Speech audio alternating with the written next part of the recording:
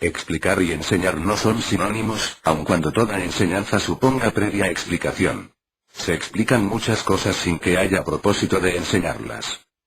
Cuando se declara o da a conocer lo que uno opina, cuando se dan detalles o noticia de una doctrina, de un suceso, etc., se explica al oyente la opinión, la doctrina y el suceso para enseñarlas o para repudiarlas, según los casos.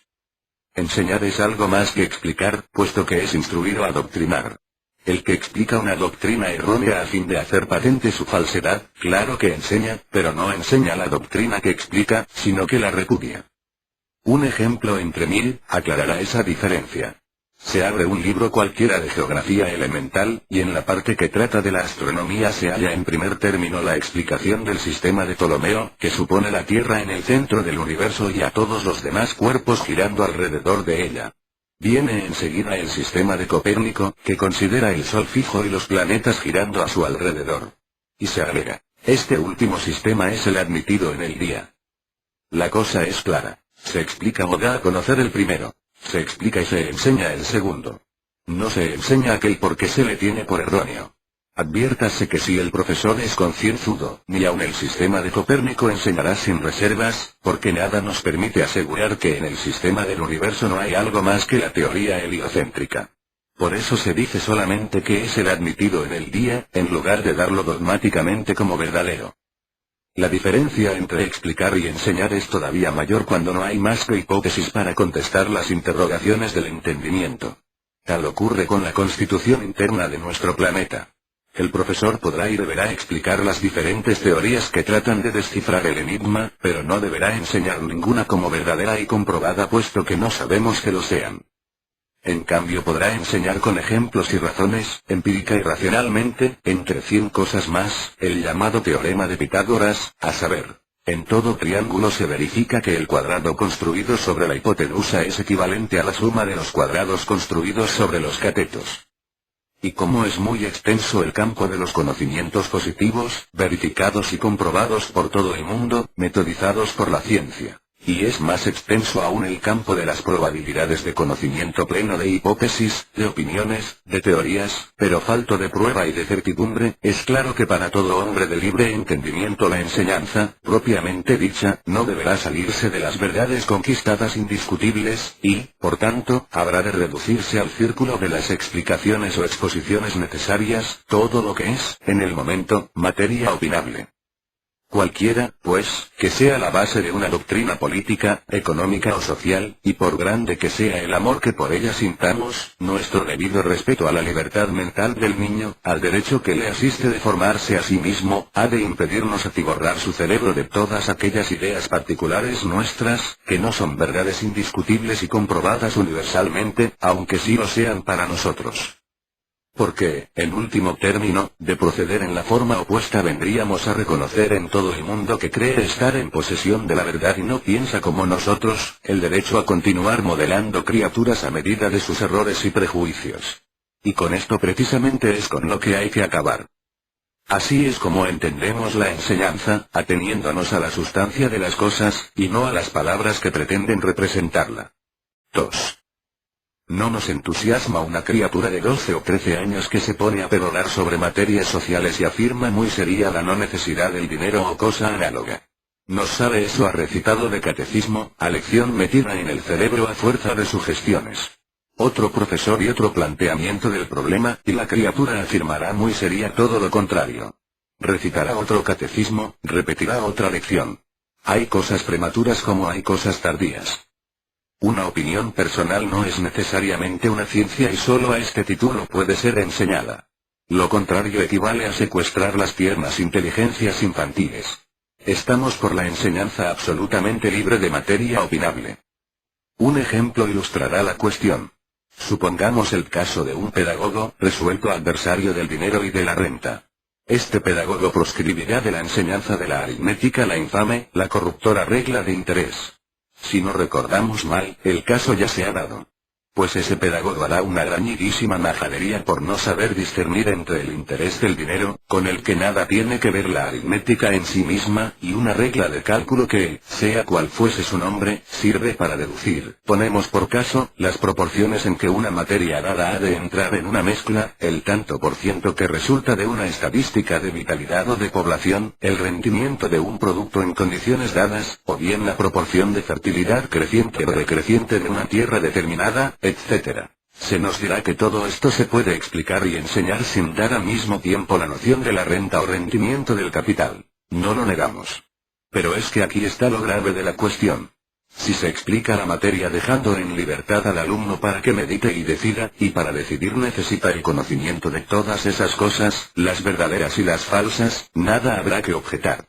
Pero si, por el contrario, interviene el profesor con sus ideas particulares e inclina la balanza del lado de su opinión, por muy hombre libre que sea, por muy anarquista que se proclame, cometerá un atentado contra la libertad intelectual del niño, que en la indefección de su falta de desarrollo intelectual, tomará como verdades inconcusas así lo cierto como lo falso. Criaturas de tal modo instruidas, recitarán sabias lecciones, por cuenta ajena. Y a nosotros nos parece preferible que las reciten por cuenta propia aunque sean algo menos sabias. Si se tratara de hombres la cuestión sería diferente. El libre examen no ha de aplicarse solo por oposición a las cosas teológicas, sino también como limitación necesaria en posiciones posibles de partido, de escuela o de doctrina. La enseñanza no puede ni debe ser una propaganda.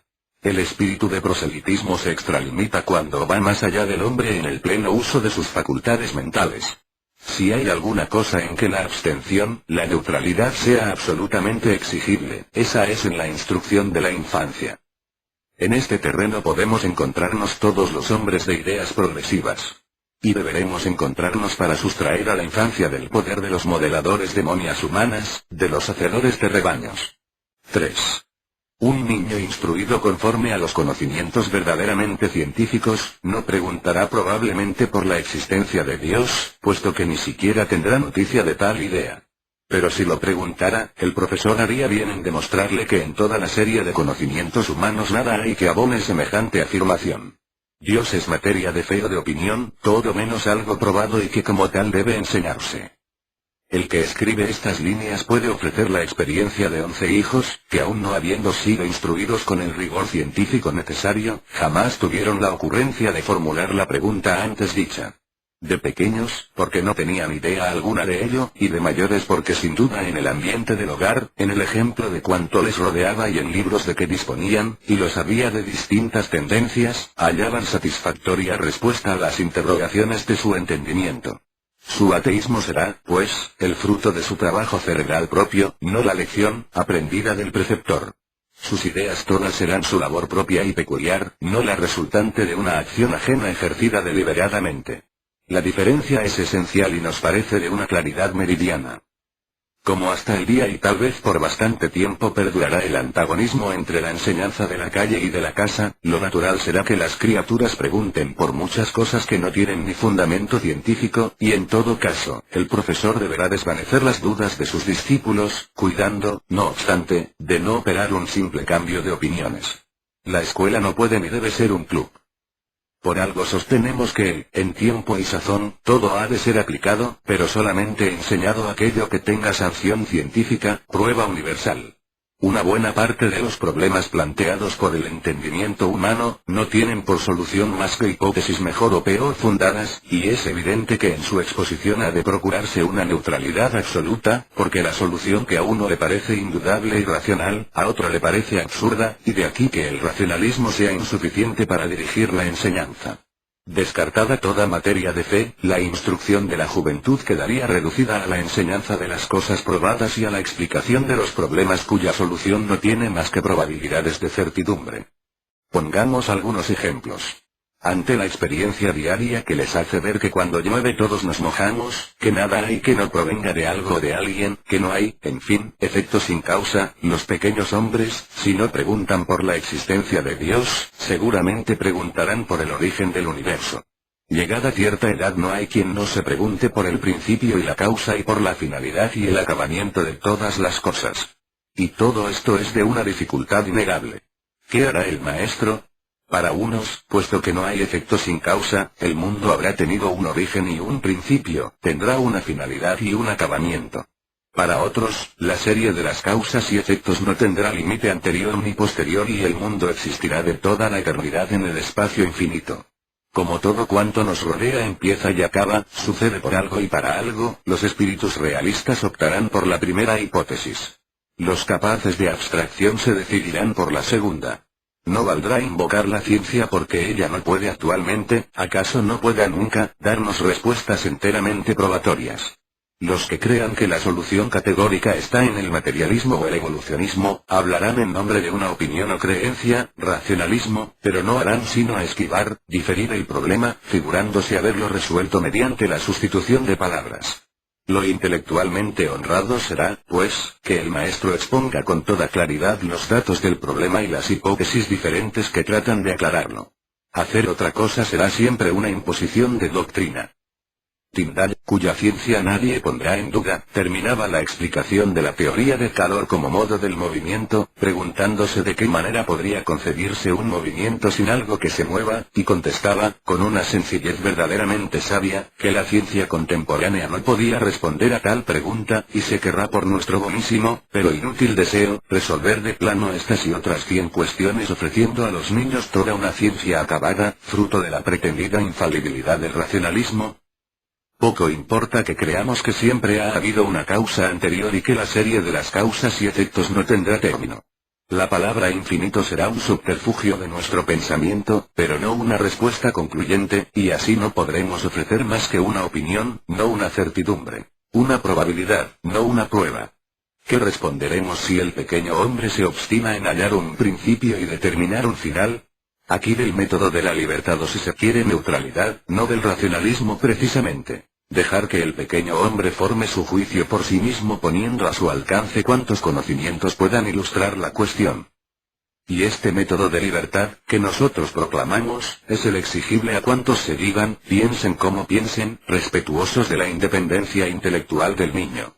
Lo proclamamos, no a título de hombres de equidad y de recíproco respeto, en cuyo punto creemos que pueden coincidir gentes de todos los extremos de las ideas progresivas, si no entienden por enseñanza el adoctrinamiento de una opinión determinada. Por eso creemos que los que se empeñan en establecer perfecta sinonimia entre el racionalismo y el anarquismo, que de ningún modo son equivalentes, harían bien en dejarse de rodeos y proclamarse abiertamente partidarios de la enseñanza anarquista, porque esto significaría los términos de la cuestión, y si no a un acuerdo, podría, sin duda, llegarse a una delimitación completa de tendencias.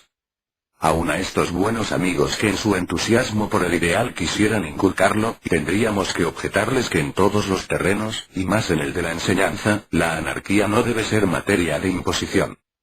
2 palabras aún para terminar esta serie de artículos.